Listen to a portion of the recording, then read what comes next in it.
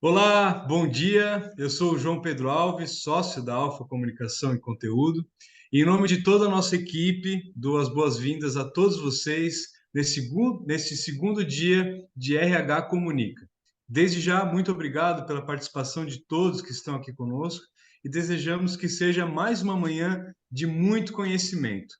O RH Comunica é uma iniciativa criada em 2021 pela Alfa Comunicação e Conteúdo para levar conteúdo sobre comunicação interna e endomarketing, principalmente aos profissionais de recursos humanos e também de comunicação. No primeiro dia de RH Comunica deste ano, na semana passada, nós falamos sobre liderança e comunicação.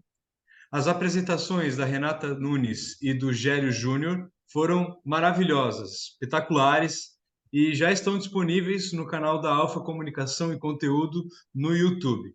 Vale a pena ir lá assistir ou, se você participou com a gente na semana passada, também rever. Se você esteve conosco na semana passada, então é, o conteúdo está lá disposto no canal da Alfa Comunicação e Conteúdo no YouTube. Todos são convidados a seguir o nosso canal. O RH Comunica é um evento que tem o patrocínio do Plano de Saúde São José, um plano nosso pensado para você. Em nossa programação de hoje, vamos trazer um tema que tem sido muito destacado nas discussões dentro e fora das empresas, a saúde mental. Nós convidamos dois especialistas para nos ajudar com teoria e com a prática, para ampliar o nosso conhecimento e também ter muitas ideias para cuidar da nossa saúde mental e das pessoas que trabalham conosco. Para começar, o psicólogo, psicanalista, jornalista e professor Fábio Cadorim vai trazer uma abordagem teórica sobre o que está ocorrendo com a saúde mental das pessoas dentro das organizações. Já a psicóloga organizacional, especialista em gestão empresarial, Patrícia Gomes, vai nos trazer um caso prático de como o tema saúde mental está sendo trabalhado dentro de empresas da região sul de Santa Catarina. Durante a apresentação, dos nossos convidados, vocês podem interagir conosco pelo chat, fazendo suas perguntas, porque teremos 5 minutos para cada um dos palestrantes, dos convidados, responderem as perguntas dos nossos participantes. A nossa conversa sobre saúde mental inicia com o jornalista, psicólogo, psicanalista, professor e palestrante Fábio Cadorim. Fábio, mais uma vez, muito obrigado, seja muito bem-vindo ao Alfa Comunica e, mais uma vez, obrigado por compartilhar a tua experiência com a gente no que une a comunicação e a saúde mental. Pode ficar à vontade para fazer a tua apresentação. Bom dia, João. Bom dia, Tati, Renata, Patrícia e todos os presentes. É um prazer estar aqui com vocês falando sobre saúde mental, um tema que acho que abriram meu vídeo, né? Não estava aberto. Liberaram aí. É um prazer falar de um tema não apenas que eu gosto, mas é um tema que a gente sabe que é absolutamente fundamental e eu vou mostrar para vocês em dados e números por que razão nós estamos aqui nessa manhã falando sobre saúde mental. Espero poder contribuir para ampliar um pouco a visão de todos os participantes sobre esse tema. Deixa eu compartilhar aqui minha tela, uma apresentação. Vamos ver se está aparecendo aí para vocês. Sim? Tá aparecendo para vocês aí? Tá aparecendo sim, Fábio. Ok. Vamos lá. Eu começo com alguns dados que, num primeiro momento, eles são um pouco assustadores, até preocupantes. O objetivo aqui, óbvio, não é assustar ninguém, mas mostrar o tamanho do problema que a gente precisa enfrentar. Porque só quando a gente conhece o problema de verdade é que a gente consegue, de certa forma, combatê-lo. Esses dados que eu trouxe aqui para vocês, a maior parte deles é bem recente, são os dados mais atuais que a gente tem disponíveis. Esse, por exemplo, é do relatório mundial de saúde mental, divulgado ano passado pela Organização Mundial da Saúde. E olhem o tamanho deste dado. 1 bilhão de pessoas foram diagnosticadas com transtornos mentais, isso em 2019. O relatório foi divulgado ano passado, mas os dados são relativos a 2019, porque depois veio pandemia, então não foi possível fazer ainda um novo relatório. E lembrando que esse novo relatório pós-pandemia pode significar aumento desses dados. Mas veja, 1 bilhão de pessoas com transtornos mentais. Isso significa que da população que trabalha, ou seja, em idade laboral, são 15% das pessoas com algum diagnóstico de transtorno mental. Nós estamos falando de diagnóstico, então é um número bastante elevado e que preocupa. Trazendo para a nossa realidade do Brasil, esse dado é mais conhecido de vocês, sobre ansiedade. Acho que muita gente já ouviu falar que nós somos o país mais ansioso do mundo. Essa pesquisa é um pouco mais antiga, mas não é tanto assim, ainda é a mais recente, a maior que tem em relação a esse dado. Ela foi divulgada em 2017 pela Organização Mundial de Saúde, relativa a 2015. Mas nós estamos em primeiro lugar quando se fala de ansiedade. E é interessante notar, eu coloquei aí os países que vêm na sequência, Paraguai, Noruega, Nova Zelândia e Austrália, que eles estão na casa dos 7% da população com ansiedade. Nós estamos com 9,3%. Então, nós somos um país com muitos diagnósticos de ansiedade e basta conversar com as pessoas ao nosso lado para a gente saber que esses sintomas acabam presentes na vida de muita gente. Falando um pouquinho de depressão, já que ansiedade e depressão são os transtornos mais recorrentes, 5,8% da população brasileira tem diagnóstico de depressão. Nós estamos, neste caso, em 5º lugar no mundo. Mas veja, os números de baixo, Ucrânia em primeiro, 6,3%, os demais, Estados Unidos, Austrália e Estônia, estão com 5,9%. Então, nós estamos coladinhos aí neles.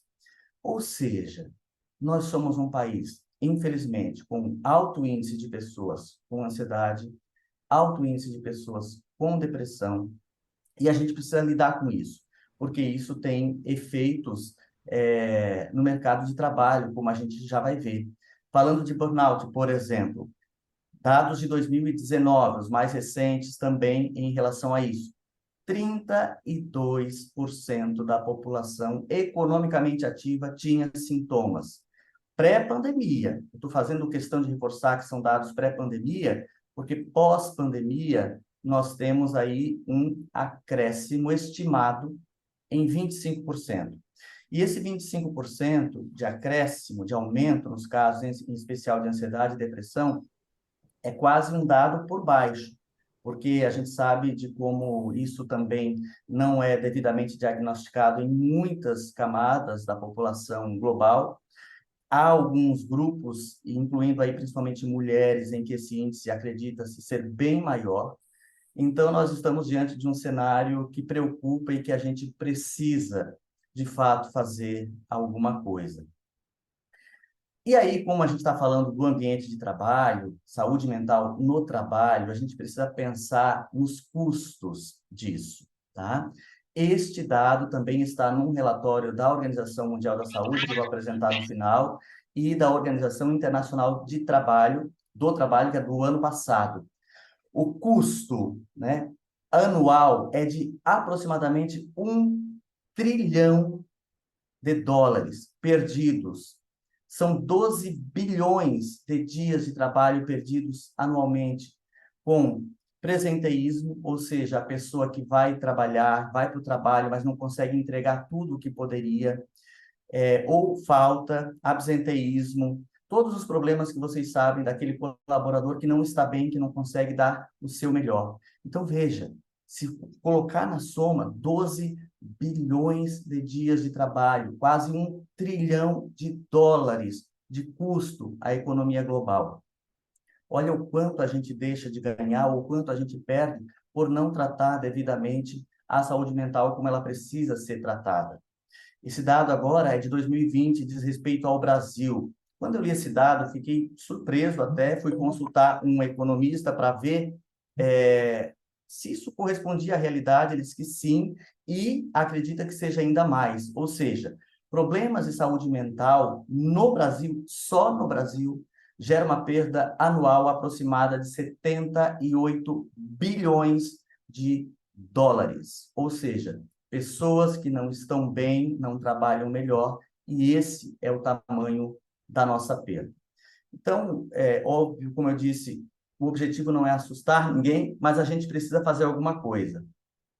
E aí, talvez um dado alentador, porque quando a gente fala de prejuízos, essa, queira ou não, é a linguagem que as empresas trabalham.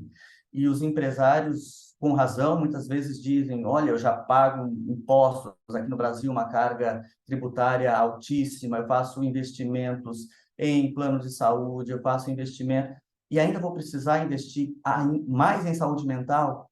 A resposta é: invista em saúde mental, que o retorno é seguro. Dado da Organização Mundial da Saúde de 2016, publicado nessa revista. Para cada dólar investido em prevenção e tratamento de depressão e ansiedade, outros 4 dólares retornam como resultado das melhorias na saúde e na capacidade de trabalho. Porque a gente sabe, as empresas têm resistência a fazer certos investimentos, principalmente quando é para algo imaterial, algo que parece que você não vê um resultado tão imediato, mas há muitas evidências, há muito estudo dizendo que se você investe em saúde mental, o retorno é certo, o retorno é garantido. Eu trouxe aqui aquela lista que foi apresentada na semana passada também pela Renata, sobre as habilidades esperadas do profissional do futuro. Por que eu fiz questão de trazer também isso? É um tema que eu gosto de trabalhar, mas a gente precisa observar que dessas 10 habilidades dos profissionais do futuro, veja, pensamento criativo, pensamento analítico, estamos falando de capacidade cognitiva, alfabetização tecnológica, estamos falando de aprendizado, curiosidade e aprendizagem contínua, o tão falado lifelong learning, resiliência, flexibilidade, agilidade, pensamento de sistemas. Se você vai olhar todas elas dependem de uma capacidade mental, de um bom funcionamento das capacidades básicas cognitivas.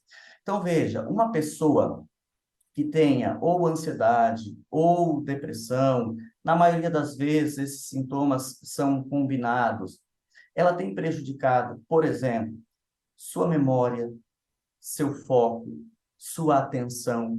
É básico isso, são sintomas básicos dessas funções prejudicadas. Ou seja, como é que nós vamos esperar um profissional do futuro que precisa ter habilidades cognitivas e emocionais, já que as hard ou a capacidade física, digamos assim, cada vez mais vai ficar por conta das máquinas? Como é que nós vamos lidar com essas pessoas que precisam de sua capacidade cognitiva bem, se elas estão sofrendo justamente neste ponto? Essa é uma pergunta que a gente precisa se fazer, porque cada vez mais nós vamos precisar de menos braços e de mais mentes e emoções. Pessoas emocionalmente preparadas, cognitivamente preparadas, porque as máquinas vão dar conta do resto. E aí, se as pessoas estiverem sofrendo com seus sintomas, com problemas de saúde mental, como é que a gente vai resolver essa equação? Então, esse é um alerta muito importante.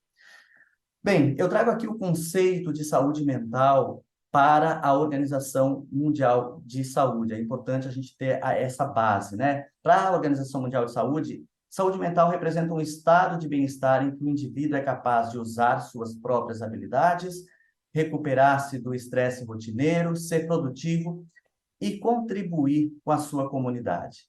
Vejam, não estamos falando de necessariamente ausência de doença, ausência de transtorno. Saúde mental é muito mais do que isso. É o sujeito poder ser independente para poder usar suas próprias habilidades para viver, para se recuperar do estresse, porque não há vida sem estresse. Não podemos também cair nessa ilusão. A vida ela é difícil para todo mundo, a vida tem pressão, mas a pessoa precisa conseguir se recuperar disso, tornar-se produtivo para poder contribuir com a comunidade. É disso que a gente está falando. E aí, trazendo para o ambiente de trabalho, trazendo para as empresas, nós temos normas regulamentadoras. E essa famosa NR17, que ela tem a ver principalmente com a questão da ergonomia, mas tem um aspecto que a gente nota que quando se fala em ergonomia e atenção às condições de trabalho, muito se volta a aspectos físicos e pouco se volta a aspectos psíquicos. Mas só para trazer a ideia dessa norma, ela visa estabelecer parâmetros que permitam a adaptação das condições de trabalho às características, atenção, psicofisiológicas dos trabalhadores, de modo a proporcionar o máximo de conforto e segurança e desempenho eficiente. Ou seja, não basta oferecer uma cadeira adequada, equipamentos adequados, que a pessoa possa desenvolver a sua função. É preciso que o trabalho como um todo apresente condições para esse sujeito, para esse colaborador, dar o seu melhor, sem que essa pressão prejudique a sua saúde mental, psicológica. Ou seja, é um trabalho adaptado às condições psicofisiológicas. E nós estamos precisando, neste momento, pensar mais no psico. E aí, só para fechar essa primeira parte da minha apresentação, depois eu tenho uma segunda parte com algumas sugestões, digamos assim, de como a gente faz isso. Burnout, no ano passado, foi classificado, vocês já devem ter ouvido, ou boa parte de vocês já devem ter ouvido, como doença ocupacional ou estresse crônico de trabalho que não foi administrado com sucesso. E não foi administrado com sucesso por quem? Pela empresa. Então, desde o ano passado, burnout também passou a ser responsabilidade da empresa. O que isso significa? Que o trabalhador está mais amparado, o que é muito bom, mas a empresa, ela precisa agora assumir essa responsabilidade, porque se constatar que o trabalhador teve burnout, significa que a empresa não soube fazer a parte dela. E isso tem uma série de consequências, inclusive pode ter consequências jurídicas para a empresa. Então, não é apenas uma questão de a gente ter pessoas produtivas. É todo um ciclo que a gente precisa transformar. As pessoas estão sofrendo. Pelos dados, a gente percebe. Então, a gente precisa minimizar o sofrimento das pessoas, reduzir as perdas, produzir, porque é um ciclo que a gente precisa romper. Caso contrário, se nós não fizermos nada, tem um dado que é super conhecido, eu nem botei aqui, mas é de 2013, aquela perspectiva da própria OMS, dizendo que até 2030 a depressão vai ser a doença, o transtorno mais incapacitante do mundo. Então, a gente precisa reverter isso. Essa é uma mudança cultural, é lógico, que não depende só das empresas, essa transformação. A convocação da OMS é para que esse seja um trabalho coletivo. Governos, então, portanto, todas as políticas públicas, a empresa, obviamente, setores privados, educação, é amplo. O compromisso é de todos. Mas já que estamos falando das empresas, as empresas também precisam olhar para isso. Então, diante desse cenário, o que é que nós podemos fazer?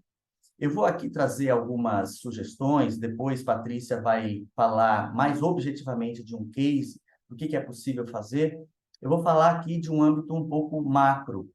É óbvio que cada empresa tem suas características, cada empresa tem as suas possibilidades.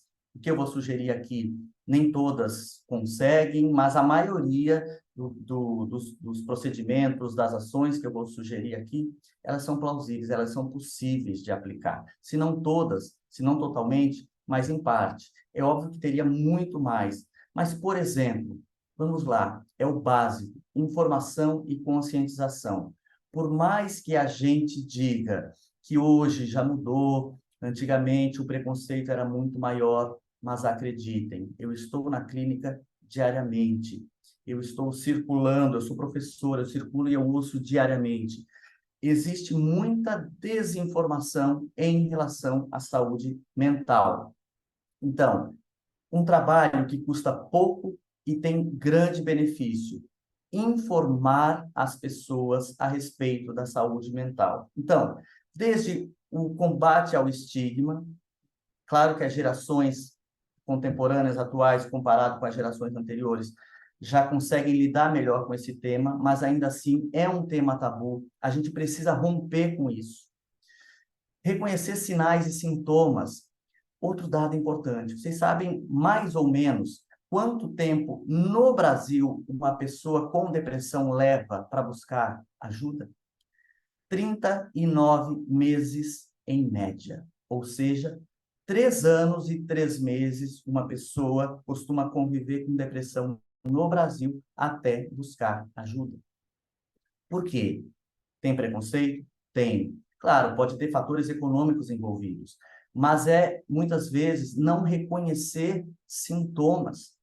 Não vai buscar ajuda, não vai procurar um psiquiatra, não vai procurar um psicólogo, um psicanalista, pessoas, profissionais da saúde mental. 3 anos e 3 meses. Essa demora, ela muito provavelmente acaba agravando quadros. A pessoa poderia sofrer muito menos se tivesse procurado ajuda antes. Por que não foi? Por que levar 3 anos e 3 meses? Então, a gente vai começando a perceber, na prática, as consequências dessa falta de informação. Então, quando você informa, quando você orienta os seus colaboradores de sinais e sintomas, ele tem mais condições de perceber em si e muitas vezes nos outros, nos seus colegas de trabalho, em pessoas da família, que talvez essa pessoa precise ser encaminhada para um tratamento, essa pessoa precisa buscar ajuda. Outro aspecto importante da falta de informação que a gente percebe diariamente em relação ao uso de medicamentos. É absolutamente comum ainda hoje você ouvir: eu não quero começar a tomar medicamento psiquiátrico, porque eu não quero tomar medicamento para o resto da vida. Isso é desinformação. É óbvio que existem casos de transtornos que você vai precisar tomar medicamento para o resto da vida, mas isso não é a regra, é a exceção. Tratamentos bem feitos têm início, meio e fim. E quando eu falo de tratamentos bem feitos, uma das queixas grandes dos psiquiatras é justamente a falta de adesão dos pacientes ao tratamento, de não seguir exatamente aquilo que é prescrito.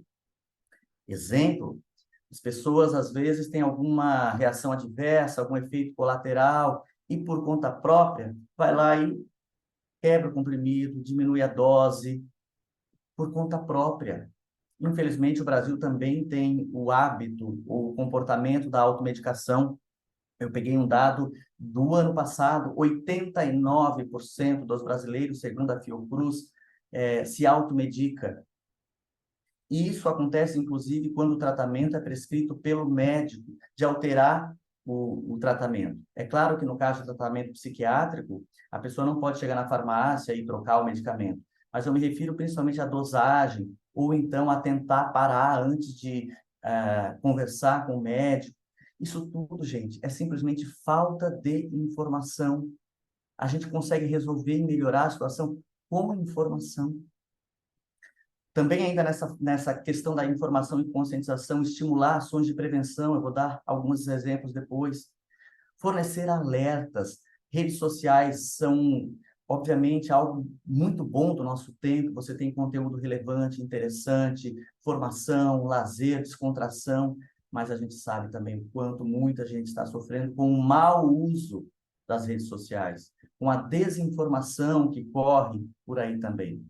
Então, veja, como é que você pode informar as pessoas? Palestras, cursos, treinamentos, com líderes bem informados que podem transmitir boas informações a respeito. Então, informar e conscientizar custa pouco e ajuda muito. Então, esse é um exemplo. Nós temos políticas anti-estigma. Então, isso é muito importante.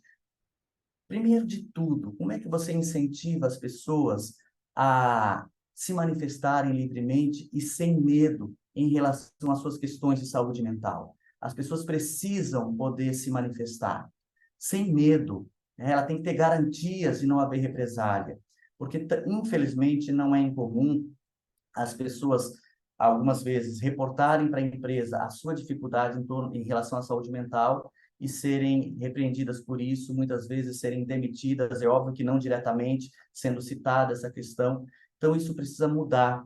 Ter protocolos de assistência e acompanhamento, porque até para a empresa poder se resguardar, por exemplo, em relação ao burnout, a empresa provar que, de alguma forma, ela ofereceu condições para esse profissional lidar com o seu estresse, lidar com o seu problema de saúde mental.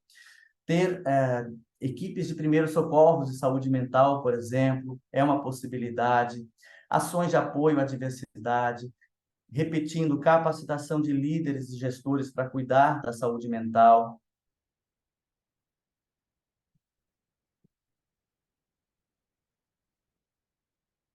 Comunicação, estamos falando de um evento de comunicação. A comunicação assertiva é fundamental, é preciso mais clareza e menos ruídos. Então, as pessoas precisam ter clareza em relação às demandas, o que se espera delas, em relação às metas, aos objetivos, às estratégias. O estímulo à comunicação não violenta, eu tenho trabalhado muito com comunicação não violenta, uma demanda importante, urgente do nosso tempo. Escuta ativa, empatia, escutar o outro como o outro, não com a minha opinião, porque muitas vezes, e isso é muito comum, você escuta o outro com os seus ouvidos e quer dar conselhos para o outro como se a vida do outro fosse a sua. Escuta ativa, feedbacks assertivos, promoção do senso de colaboração e cooperação. A gente sabe o clima de uma equipe, como influencia na qualidade de vida das pessoas e, obviamente, na produtividade. Uma comunicação clara, evita ruídos, evita a famosa rádio corredor. Condições adequadas de trabalho, aí sim, ambiente físico, né? Físico também, mas não só, instalações de estrutura adequadas, um clima favorável, pressão moderada. A gente sabe que não existe trabalho sem pressão, né? Mas cuidado com esse volume de trabalho, com os prazos, trabalhar com metas realizáveis. Eu sei que as empresas precisam puxar um pouquinho, porque precisam que os trabalhadores entreguem, mas cuidado com os excessos. Combate aos diversos tipos de abuso e assédio. Dentro do que for possível, flexibilidade no trabalho para proporcionar mais equilíbrio entre a vida pessoal e profissional. É óbvio, não é a empresa responsável 100% pela saúde mental de um colaborador, mas a empresa precisa oferecer condições para que este colaborador consiga encontrar formas de se equilibrar. Programas de incentivo e apoio. É importante que este sujeito esteja nessa empresa pensando que ele é parte de algo maior. Chegar num trabalho e simplesmente se sentir sendo usado, tendo a sua força de trabalho usado, isso não é absolutamente em nada positivo para a saúde mental. É fundamental que o sujeito se sinta parte de algo maior, de algo que proporcione a ele pelo menos uma visão de futuro positivo. Então, isso inclui plano de cargos e salários adequado, claro para as pessoas, os diversos tipos de incentivo, reconhecimento e valorização. Esse sujeito tem que pensar que está na empresa como seu projeto de vida. É claro, eu estou falando aqui algo de maneira rápida, de maneira genérica, até porque o tempo é curto e o meu tempo está acabando, mas são várias ações possíveis de se fazer. E mesmo a promoção e o estímulo de atividades de prevenção e bem-estar, que muitas vezes, ou na maioria das vezes, a pessoa não vai fazer dentro da empresa, mas ela precisa saber que isso faz diferença para a sua saúde mental. Então, é importante você ou proporcionar essa possibilidade ou estimular, que é o tripé básico: alimentação adequada, hidratação, exercício físico, sono, descanso. Não há saúde mental sem esse tripé básico. Incentiva que a pessoa possa ter as suas horas de lazer, seus hobbies.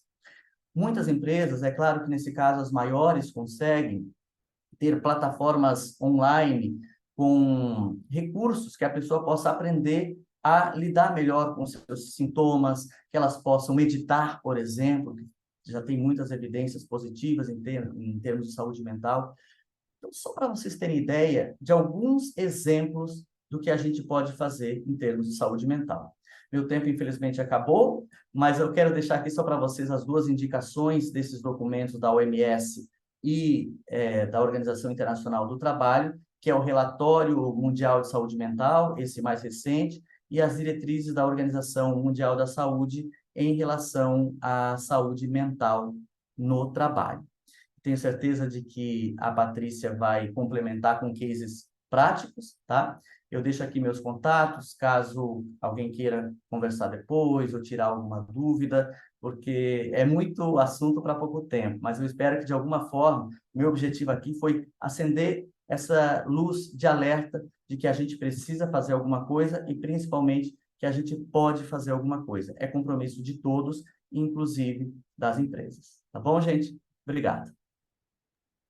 Ô, Fábio, obrigado a você pela apresentação riquíssima em volume de dados e informações e orientações, né, para o nosso público aqui do RH Comunica, e bastante completa, né? Até não tem tanto espaço para pergunta, até pelo menos por enquanto ninguém no chat deixou pergunta, mas eu fiquei curioso, Fábio, quando você fala em equipe de primeiros socorros de saúde mental, como é que funciona isso, mais ou menos? Como é que é estruturada essa equipe, esse trabalho?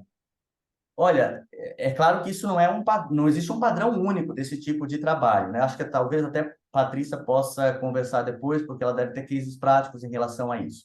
Mas, assim, é importante que dentro de uma empresa as pessoas possam saber o que fazer diante, principalmente de casos de crise em relação à saúde mental, né? Quando a gente fala desses primeiros socorros, por exemplo, é porque existem inúmeros casos, muitas vezes, de pessoas que têm crises de saúde mental, principalmente crises de ansiedade. O que a gente faz nesses casos? Como é que a gente orienta uma pessoa dessa? Qual é o encaminhamento adequado? É preciso ter pessoas preparadas de imediato para saber o que fazer nessa hora, certo? E às vezes nem para o momento de crise, mas quando você ouve alguém reportando questões de dificuldade de saúde mental, o que é que você faz? Entende? O que não pode haver é tempo. O que a gente faz com essa pessoa? Não sabemos o que fazer, como encaminhar. Não, é preciso que a organização tenha pessoas preparadas para saber o que fazer de imediato. Em especial, por exemplo, vamos lá, alguém que num ambiente de trabalho apresenta uma crise de ansiedade, a famosa síndrome do pânico, é uma crise de pânico. O que você faz? É preciso ter pessoas preparadas para lidar com isso, entende? E aí essas pessoas precisam ser preparadas, é nesse sentido. Não sei se eu te respondi. Ótimo, não, respondeu sim, Fábio. Lembrando, pessoal, que o nosso conteúdo que está sendo gravado aqui, né, ele vai ficar disponível depois, entre hoje e amanhã, no canal da Alfa Comunicação e Conteúdo no YouTube. O primeiro dia do RH Comunica, que foi semana passada, que falou muito sobre liderança, a liderança comunicadora, e ele está com a Renata Nunes e com o Gélio Júnior, está lá no canal e vale dar uma olhada. Fábio, mais uma vez, eu te agradeço, né? Foi muito bem explicitado aqui como é importante a gente ter essa preocupação com a saúde mental, e isso vai ser complementado depois na apresentação da Patrícia, e principalmente o papel da comunicação. E às vezes a gente pensa em comunicação, né? Principalmente nós produtores de conteúdo, no que a gente fala, em como a gente conversa com as pessoas, mas a conversa ela é muito importante também a escuta ativa, como você frisou bastante. Acho que isso é bastante importante, né? A gente ter empatia, ter esse espaço de acolhimento de verdade para as pessoas e fazer com que o ambiente das organizações seja que as pessoas se sintam seguras para manifestar eventualmente quando tiverem algum problema de saúde mental. E a gente vai seguir então com o RH Comunica, apresentando a experiência do projeto Produtivamente, reconhecido neste ano com o Prêmio Ser Humano da ABRH de Santa Catarina. Quem vai nos contar sobre o desenvolvimento do programa Produtivamente é a CEO da Athens Gestão de Pessoas, a psicóloga organizacional, especialista em gestão empresarial, Patrícia Gomes. Patrícia, seja muito bem-vinda. Também agradecemos a você por compartilhar a experiência de vocês conosco e fica à vontade para fazer a tua apresentação. Oi, João, bom dia a todos. Eu estava aqui ouvindo o Fábio falar e fazendo tantas conexões com o projeto que a gente desenvolveu, assim, os dados bem atualizados, a gente olha para esses números todos os dias e eu acho que vai fazer muito sentido essa conexão entre tudo que o Fábio trouxe e o projeto que a gente tem desenvolvido, né, que foi reconhecido aí pela BRH. O projeto, eu sou CEO da Athens, mas o projeto ele foi desenvolvido por duas pessoas muito especiais, que é a Tânia e a Maiara. Se puder passar para mim, João, o slide. A Tânia e a Maiara, então, são as principais pessoas responsáveis por operacionalizar esse projeto dentro das empresas que a gente atende, né? Ambas dentro da área da psicologia, especialistas, né, na área organizacional e também na área clínica. Então, a gente veio com esse projeto justamente para sanar aqueles números que o Fábio apresentou para a gente, né? Olhando para aqueles números e olhando para a realidade das empresas, a gente pensou, poxa, a gente tem que criar alguma coisa que, de fato, possa apoiar as pessoas dentro das empresas. Pode passar mais um para mim, João. Quando a gente olha para o mundo de uma forma muito geral, a gente precisa entender o seguinte: a saúde mental, ela não está nas empresas, ela está nas pessoas, né? Então, essa é a primeira viradinha de chave que a gente precisa ter, né? Quando a gente fala em saúde mental, é nas pessoas dentro das empresas. E aí a gente foi aprofundando, então, esse movimento, né? Se eu fosse perguntar agora abertamente para vocês, e vocês tivessem oportunidade de responder individualmente, né? Qual é o recurso mais valioso do mundo e qual é a maior força do mundo? A Renata, lá na semana passada, trouxe para a gente uma série de habilidades. Hoje o Fábio recapitulou essas habilidades, né? Mas a resposta para essas duas perguntas é: o recurso mais valioso do mundo é a emoção e a força mais poderosa do mundo é o pensamento. Então, para que a gente tenha todas aquelas habilidades para 2024, 2025, 2026, para a nossa vida inteira, para que a gente tenha todas essas habilidades, tudo começa na nossa emoção e no nosso pensamento. Então, eu costumo dizer que tudo é sobre você, né? Então, tudo está dentro da gente, a partir da gente vai para o mundo. Esse é o nosso primeiro, a nossa primeira olhada aí quando a gente fala de emoções, né? Até o próprio Daniel Goleman, que é considerado o pai da inteligência emocional, ele já voltou atrás no termo que ele usou, por exemplo. Ele fala inteligência emocional, né? E ele voltou atrás, ele dizendo assim: poxa, não é inteligência, porque inteligência é a minha capacidade de estruturar coisas e reagir conforme aquilo que eu estruturo, né? E quando a gente fala de emoções, as emoções a gente não controla, a gente controla os nossos comportamentos. Então, por que a emoção é o recurso mais valioso do mundo? Porque é através da emoção que a gente interage, que a gente faz amizades, que a gente inicia relacionamentos ou finaliza relacionamentos. É através da emoção que a gente mantém um vínculo de trabalho saudável ou não. Então, a emoção, sim, é o recurso mais valioso do mundo. Mas eu não controlo a minha reação emocional. A própria neurociência vem com isso muito forte. E por isso que o Goleman voltou atrás no termo que ele usou da inteligência emocional, né? Porque eu não controlo a minha emoção. Vou fazer um teste aqui com vocês. Imaginem que vocês estejam com vergonha. O que acontece com o corpo de vocês quando vocês estão com vergonha? O que acontece com o nosso rosto quando a gente está com vergonha? Geralmente a gente fica avermelhado, fica com rubor, fica quente, né? Eu mesma, quando eu fico com vergonha, meu pescoço fica vermelho, né? Então, eu não consigo olhar para o meu corpo e dizer para o meu cérebro assim, olha, não fica com vergonha. E a vergonha é uma reação emocional. Assim como o medo, assim como a alegria, assim como a raiva, assim como a tristeza. Isso são todas reações emocionais que a gente tem, que o nosso corpo tem, e que a gente precisa administrar o comportamento. Então a gente começou a entender que, na verdade, é sobre regular emoções. Isso que é o mais importante, né? Eu tenho que acolher as minhas emoções e regular elas. E aí, então, vem a nossa força, que é o pensamento. Ou seja, se eu acolho as minhas emoções e regulo elas, eu vou regular elas através do meu processamento de pensamento. Dei exemplo da emoção, né? Por que ela é o recurso mais valioso do mundo. Vou dar exemplo do por que o pensamento é a nossa maior força. Quem aqui já resolveu trocar de carro em algum momento e começou a olhar algum carro? E aí, eu quero trocar o meu carro e eu vou pegar o carro X. Parece que todos os carros que a gente vê na rua é o carro X, né? Parece que tudo começa a conspirar para aquilo. Meu Deus, eu nunca via esse carro e agora eu estou vendo tanto. Então, o nosso pensamento, ele tem uma força muito poderosa, e eu não estou falando de uma questão energética e nem de estudos que não são científicos, eu estou falando de estudos científicos que acontecem há mais de 100 anos, né? Que comprovam que o nosso pensamento realmente atrai, ou seja, tem uma força que atrai para aquilo que a gente está pensando. O próprio Napoleão Hill já falava, né? Primeiro a gente cria na nossa mente e depois a gente projeta isso no exterior, né? Então é impossível que o nosso pensamento não tenha essa força toda. Mas beleza, Paty. Como é que é o teu case, então, baseado nesses dois fatores? Vou pedir ajuda aqui para o João para passar o slide para a gente.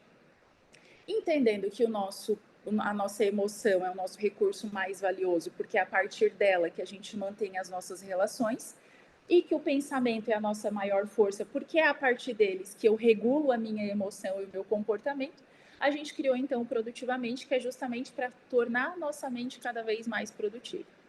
O propósito do Produtivamente, então, é proporcionar a atenção integral para a saúde mental das pessoas dentro das organizações. Então, a gente tirou a questão só da inteligência emocional e a gente começou a falar de saúde mental exatamente no mesmo conceito que o Fábio trouxe, né? A partir do momento que eu me sinto uma pessoa envolvida socialmente, que eu posso contribuir socialmente, que eu me sinto segura comigo mesma e com os outros, né? Pode passar, João, por favor. Então, nesse contexto, gente, o projeto ele tem uma duração de 12 meses. Esses 12 meses foram divididos em 5 fases e foram desenhadas, então, 10 ações dentro dessas 5 fases e 32 atividades. Então, é um projeto bem completo. Por quê? E eu não estou falando que está errado, tá, gente? Mas muitas vezes as empresas trabalham saúde mental no Janeiro Branco, no Setembro Amarelo, né? São trabalhos pontuais de saúde mental e que estão super ok. Eu valorizo e estimo muito essas intervenções, porque a gente vem de um momento que nem isso se fazia, né? Agora, ok, a gente está fazendo as intervenções ali nos momentos mais convencionais, mas a ideia do Produtivamente é que seja trabalhado saúde mental o ano inteiro dentro da organização, né? Então, os 12 meses no ano vai ter ações do projeto Produtivamente dentro das organizações. E aqui, gente, eu vou apresentar o projeto e vocês se sintam muito à vontade para fazer anotações, terem ideias e replicarem isso dentro das empresas de vocês. Se vocês precisarem de ajuda da Atens, da Tânia, da Maiara e da Paty, vocês fiquem bem à vontade para nos procurar. Né? Se vocês quiserem comprar o projeto Produtivamente, estamos aqui. Mas não tem problema nenhum. Paty, eu quero fazer só essa ação lá dentro da minha empresa e eu que vou administrar lá. A gente super apoia e quer ajudar também. O nosso propósito aqui é que outras empresas possam se desenvolver na questão de saúde mental. Então, a gente está super aberta a isso, tá? Vamos lá, João, mais um, então.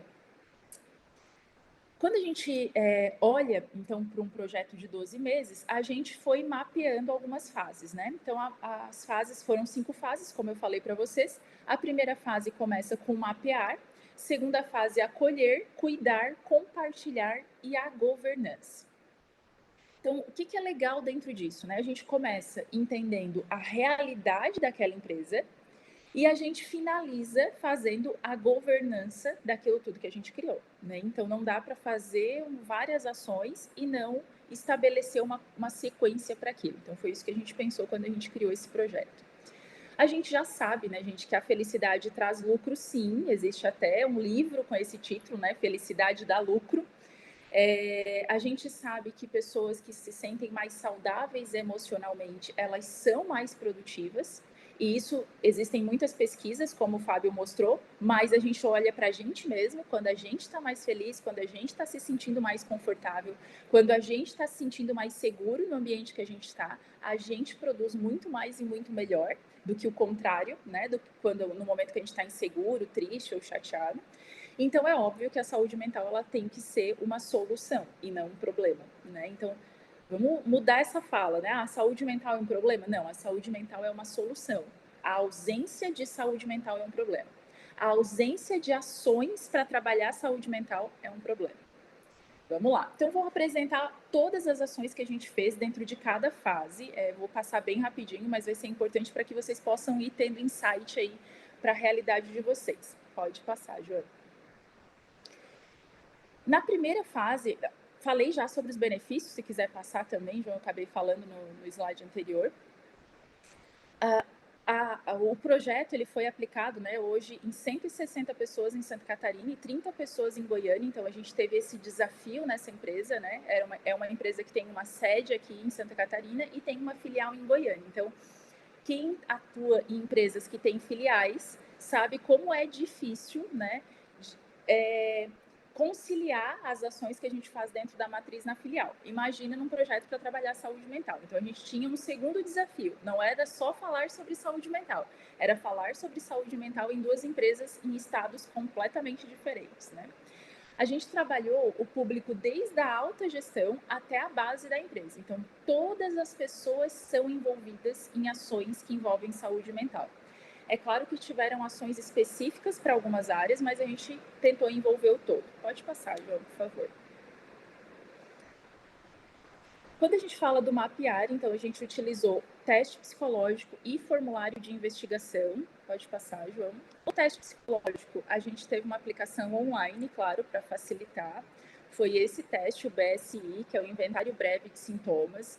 É um teste mais enxuto, então, assim, quem é da área da psicologia aqui sabe que muitos testes psicológicos de uso clínico, eles têm uma tendência a fazer perguntas, por exemplo, como suicídio, né? Algumas perguntas que poderiam não ser bem utilizadas dentro do contexto organizacional. Então, a gente teve esse cuidado também, escolher uma avaliação que pudesse ser utilizada dentro do contexto organizacional. Pode passar, João. Na sequência, a gente fez, então, o formulário de investigação. O formulário de investigação tinham várias perguntas que foram desenvolvidas pelo nosso time. E nesse formulário a gente tinha o objetivo, então, de reconhecer, né, a informação que essas pessoas tinham sobre saúde mental. Agora eu vou passar bem breve aqui algumas perguntas que a gente fez dentro do formulário para vocês terem uma magnitude do que a gente estava tentando identificar, né?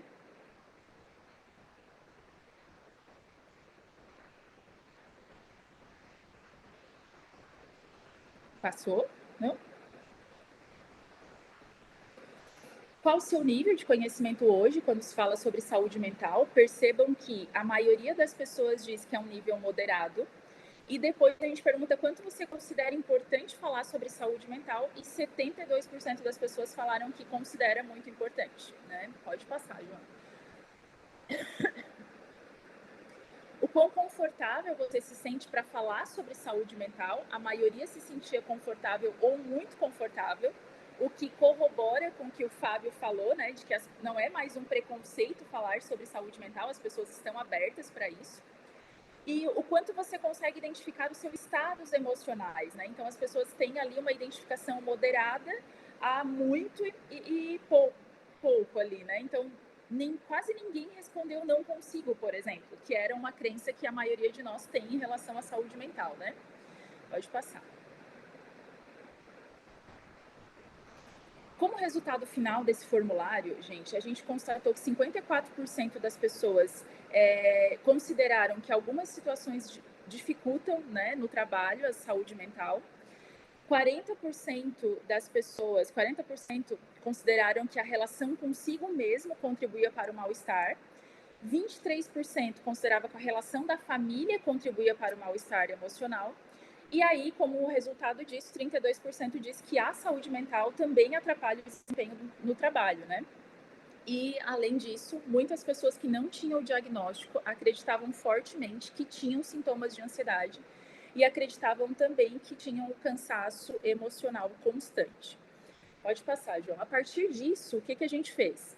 A gente colocou foco de atenção. Então, o nosso foco de atenção era a relação consigo mesmo, porque se eles estão entendendo que a forma como eles percebem as coisas atrapalha o trabalho e a família, então, primeiro, relação consigo mesmo. Depois, trabalho e depois, família. Pode passar, João. Esses foram os nossos focos de atenção. E as ações, então, começaram a acontecer já na segunda fase, no acolher. Dentro do acolher, a gente desenvolveu, né, o acolhimento individual, onde a gente chamou as pessoas que tinham feito o teste, que estavam com um ranking, né, de acometimento de saúde mental um pouco mais acima da média, ou seja, não estava tão saudável emocionalmente. A gente fez um ranking, chamou essas pessoas para conversar individualmente. Nós fizemos também uma palestra, se tu quiser ir passando, João, enquanto eu vou falando, pode passar, tá? O acolhimento, então, no ranking, né? Fizemos também uma palestra para todos os profissionais e aberta à comunidade, então isso é muito legal, gente. Envolvam a família e a comunidade nesse processo. Muitas pessoas que estão hoje dentro das nossas organizações podem estar sem nenhum diagnóstico de transtorno de saúde mental, mas eles têm um familiar que tem um diagnóstico, então automaticamente eles também vão ser atingidos, né, por essa situação de acometimento de transtorno ou de doença. Então, essa palestra ela foi muito legal, porque os familiares vieram com dúvidas, com ansiosos por ter acesso a essa informação. Muitas vezes familiares que não têm isso no dia a dia, muitas vezes familiares que não têm no vínculo de trabalho, né, eles começaram a olhar com uma outra visão, assim, então foi muito legal. E na sequência, ainda nessa fase, a gente fez a oficina das emoções, que era um momento, né, onde a gente reunia os profissionais para falar sobre o que é emoção, como que a emoção reage dentro do nosso corpo, né? A gente sabe que a gente não controla a emoção, mas como é que eu reconheço a emoção para que eu possa acolher a emoção? Então foi um momento bem legal, assim. Depois, então, da oficina das emoções, a gente já entrou para a próxima fase, que era a fase do cuidar, e a gente começou, então, com as rodas de conversa, os semeadores da saúde mental e o workshop de segurança psicológica. Pode passar, João. As rodas de conversa de saúde mental, gente, foram bem fechadas, né? Então, a gente sempre pedia ali em torno de 10 pessoas por roda de conversa, para que as pessoas realmente pudessem se abrir. A gente fazia contratos verbais no início da roda de conversa, para que as pessoas entendessem que aquele era um ambiente seguro. De novo, gente, tudo parte de nós. Então, a gente precisa trabalhar o que está acontecendo aqui dentro, para que o que esteja acontecendo lá fora tenha produtividade, tenha eficácia, tenha qualidade. Então, era um ambiente muito seguro, onde eles se sentiam confortáveis para falar sobre os temas que a gente ia levando, né? Ansiedade, estresse, depressão, burnout, né? A gente ia levando todos esses temas. Pode passar, João, por favor. Os semeadores de saúde mental, que eram pessoas que foram se desenvolvendo dentro desse projeto e que eram os nossos porta-vozes dentro da empresa, como o próprio Fábio deu de sugestão lá, né? Quem seriam as pessoas que pudessem acolher outras pessoas, direcionar outras pessoas? Pode passar, João. A gente chamou de semeadores de saúde mental. E o workshop de segurança psicológica para a liderança, né? Não adianta nada a gente falar sobre saúde mental se os líderes não estiverem preparados para cuidar da segurança psicológica dessas pessoas. Então, nesse workshop, a gente saiu com um plano de ação, né? Do que cada líder teria que fazer para manter a segurança psicológica dentro dos 4 pilares da segurança psicológica. Gente, pode passar, tá, João? Tudo que eu estou falando aqui, a gente foi usando o aprofundamento da neurociência, né? Com muito conteúdo mesmo, de mergulho mesmo, né?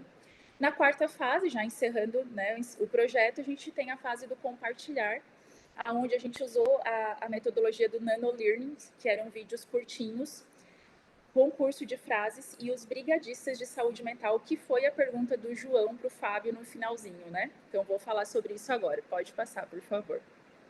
Quando a gente falou do nano-learning, imagina que a gente está na quarta etapa do projeto, né, gente? Então, está todo mundo já sabendo o que é saúde mental, todo mundo já muito inteirado disso e muito à vontade consigo mesmo.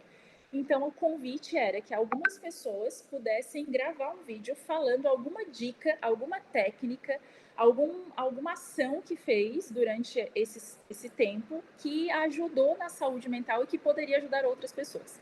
E aí ficou fantástico, eu sou suspeita para falar. Mas os vídeos, assim, com dicas, com agradecimento, né? Pessoas dentro da empresa ajudando pessoas dentro da empresa. Então, nós, numa posição de gestão de pessoas e de RH, a gente também precisa, em vários momentos, ficar nos bastidores, né? Atrás das cortinas e deixar que as pessoas promovam as ações que a gente quer promover, né? Então, esse foi o intuito do nano-learning, né? Pode passar, João. O concurso de frases aconteceu no Setembro Amarelo. Foram 68 frases inscritas e a ideia era utilizar a saúde mental na frase e vincular, né, com a empresa que estava contratando o projeto. Então, uma empresa de produção de tintas, né, e a frase vencedora foi da Juliane, e ela disse: Quando a cor da vida parecer se apagar, pinte esperança por onde passar. Foi muito legal. A gente fez uma camiseta para ela com a frase e o nome dela. A gente fez uma cerimônia de entrega. As pessoas ficaram super empolgadas e virou uma frase de fato que começou a se usar no dia a dia da empresa. Assim. Então ficou muito legal. Pode passar, João. E aí a frase, ela se conectou muito com o momento que a gente estava vivendo também de projeto, né, que era a formação dos brigadistas. Assim como a gente tinha os brigadistas lá da segurança do trabalho, a gente trouxe os brigadistas de saúde mental. Então, 9 pessoas foram convidadas para se tornar brigadista, receberam uma capacitação, aquilo que o Fábio falou. O que eu faço quando alguém está tendo uma crise de ansiedade? O que eu posso fazer quando alguém está tendo uma crise de pânico? Como que eu faço uma distinção entre crise de ansiedade e crise de pânico? O que eu faço quando alguém tem algum sintoma de ansiedade, um momento de luto? Então, eles receberam uma capacitação. Pode passar mais um slide, João, por favor? E essa capacitação, então, gerou uma formatura para eles, uma cerimônia de formatura, onde eles receberam essa caixinha que está aí na foto, que é o kit de primeiros socorros para a saúde mental. Então, é óbvio que para a gente que é da área de RH, que é líder, que é psicólogo, as técnicas para lidar com saúde mental estão muito na nossa cabecinha. Mas para as pessoas que estão ali, que são de todos os níveis, tá, gente? Nessa fotinho ali tem gente do operacional, tem gente da liderança, né? São de todos os níveis. Para essas pessoas, às vezes, fica um pouco mais difícil de gravar todas essas técnicas, né? Então, nessa caixinha a gente colocou as técnicas, a gente colocou lencinho, a gente colocou bolinha de massagem, né? Então, tudo que vai ser usado de material dentro das técnicas está ali dentro da caixinha, mais os cards, e foi aí que eles começaram a intervenção. Eu sei que o meu tempo está acabando, mas eu quero contar esse relato para vocês. Depois que aconteceu a formatura dos brigadistas de saúde mental, aconteceram 2 episódios dentro da empresa, um episódio de luto e um episódio de crise de ansiedade em 2 profissionais diferentes. E os brigadistas de saúde mental foram chamados por outros profissionais para ajudar essas pessoas, porque eles não estavam no momento, então eles foram chamados, assim como brigadista, né? E eles fizeram o acolhimento dessas pessoas. E sem ninguém da nossa equipe pedir um feedback, as pessoas que foram acolhidas mandaram mensagem para as meninas, para a Tânia e para a Mayara, falando que tinham se sentido muito à vontade, que aquilo tinha sido maravilhoso, que eles puderam expor o que eles estavam sentindo. E principalmente, gente, para a gente que é do RH, quando a gente vai propor algo assim para os nossos diretores, né? A visão deles é assim, não, daí vai ter mais gente se afastando do trabalho, né? Vai ter mais gente se ausentando do trabalho, ou com presenteísmo, ou com absenteísmo, né? E o movimento foi ao contrário. Mais as pessoas queriam estar no ambiente de trabalho, porque mais seguras elas se sentem no ambiente de trabalho. Então, um dos relatos, o cara falou assim, um gerente falou assim, eu prefiro ficar aqui na empresa, porque eu me sinto acolhido e eu sei que as pessoas têm capacidade de me entender, porque se eu for para casa eu vou ficar sozinho, ou a minha mãe vai fazer determinado movimento e ela não me compreende 100%, então eu prefiro ficar aqui porque eu sei que aqui eu vou receber a atenção mais personalizada, né, e com mais aprofundamento. Então, isso para a gente gerou assim, um feedback perfeito de tudo que a gente tinha construído até aquele momento, né? Pode passar, João, prometo, já estou acabando, tá? E aí, para finalizar, então, a fase da governança, né? Essa fase a gente ainda está em desenvolvimento, então por isso que não vai ter registros de fotos, mas a ideia nesse momento agora de final de ano é fazer um novo formulário de investigação para comparar essas porcentagens que eu apresentei para vocês, fazer o alinhamento com a alta gestão, então a alta gestão sempre tem que estar muito envolvida em tudo isso, né? Eu tenho uma frase que eu brinco, né? A gente lava a escada de cima para baixo, né, gente? Ninguém lava a escada de baixo para cima, né? Então, a ideia de tudo que a gente vai produzir é sempre de cima para baixo, né? A autogestão comprando realmente tudo aquilo que a gente está fazendo. E a gente vai fazer um cronograma de continuidade que é para ser realmente um desmame, né? Um movimento assim de fazer as pessoas conseguirem conduzir por si próprias a sua própria saúde mental, né? As suas regulações emocionais. Pode passar, João. E aí, gente, eu queria trazer aqui para vocês, né, alguns feedbacks do que aconteceu nesse movimento, assim, as pessoas compartilhando com a gente no WhatsApp, compartilhando com a gente no Instagram, pode passar. falando, né, que adorou a roda de conversa, que adorou o que aconteceu no encontro, que as palavras, né, da equipe que está ali conduzindo as técnicas e as dinâmicas, elas são muito importantes para que as pessoas possam se conhecer e aprender e ensinar outras pessoas. Então, os feedbacks são os nossos principais motivadores aí para entender que o projeto de fato está funcionando. E para fechar com chave de ouro, né, nós somos reconhecidos no Prêmio Ser Humano 2023, ganhamos na categoria Desenvolvimento Humano, a cerimônia foi em Balneário Camboriú e a gente ficou muito feliz porque estavam lá presentes grandes empresas, né, Intelbras, Avan, né, empresas gigantes, e nós estávamos lá como Atens, e o nosso cliente também estava lá, né, a Resicolor hoje, que é o nosso cliente, também estava lá ganhando um prêmio, não só pelo projeto de saúde mental, mas por outros projetos de desenvolvimento que eles também desenvolvem. Então, foi um motivo de muita felicidade. E segundo ponto também de muita felicidade esse ano, a Tânia, foi a principal idealizadora do projeto, ela participou de um programa de neurociência para psicólogos e o nosso case foi apresentado pela Tânia também em São Paulo e foi reconhecido pelos resultados alcançados através da neurociência. Então, um pouquinho de tudo que a gente construiu, né? Acho que a saúde mental ela deve ser sim uma das nossas prioridades como pessoa, mas principalmente enquanto empresa, né? Então, fica aí o recado para vocês, uma mente sã, ela é muito mais feliz e muito mais produtiva. Gente, muito obrigada pela atenção de vocês. Peço inúmeras desculpas pela questão do áudio. Eu estou em Lauro Miller e a internet aqui está bem ruinzinha mesmo, então acho que deve ter dado várias caidinhas aí. João, obrigada pelo apoio aí, passando os slides. Eu fico, gente, super à disposição. Sigam a Atens. Se tiverem alguma dúvida, alguma sugestão, querem fazer alguma coisa aí dentro, querem a nossa ajuda, a gente está bem disponível realmente para ajudar vocês.